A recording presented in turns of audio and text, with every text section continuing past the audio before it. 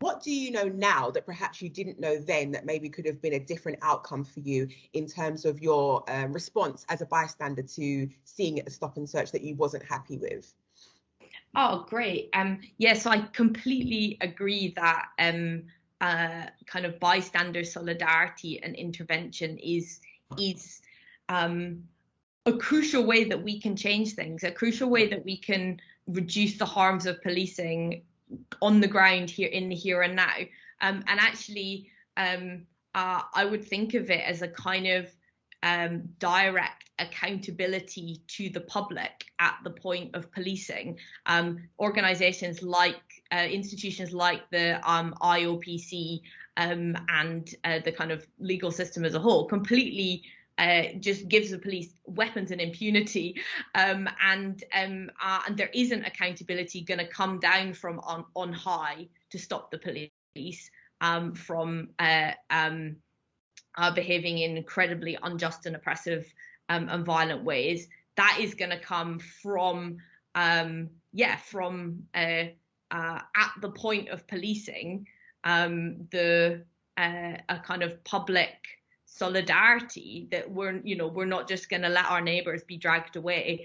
I think a really inspiring example of this was I don't know if you saw videos from immigration raids in Glasgow when people came out to surround immigration vans and say, no, you're not taking our neighbours away. We're going to keep this community safe. And that was the people who had been targeted were released, and that's a really great example of direct public accountability. In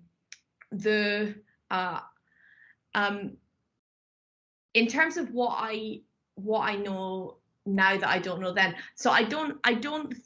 And again, I guess this goes a bit back to my answer to a question before, which is like the onus being put onto the people who are victims or who are targets of police violence to be like, you need to do everything perfectly. I mean, I think that the way that very often the way that the police are, it kind of, it's like trying to handle a raging bull, and you might get it wrong, but what really were you to do? I think the thing that makes a difference at every point is not being alone, and the more that people will not just stand by and allow someone to be kind of isolated and kind of picked off, and instead be like, no, we're going to watch this, we're going to ask questions, we're going to the more people do that, the more safety we have,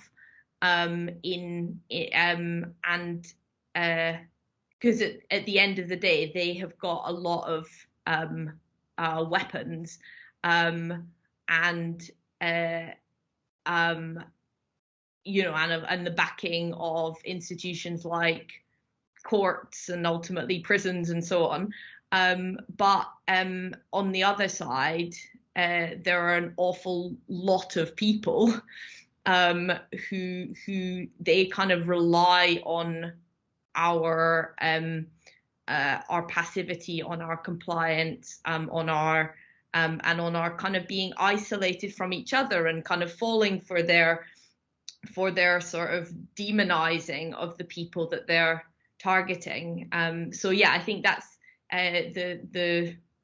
I'm thinking now of having spoken about music. There's a song by a band called The Coup, and there's a bit where they say something like,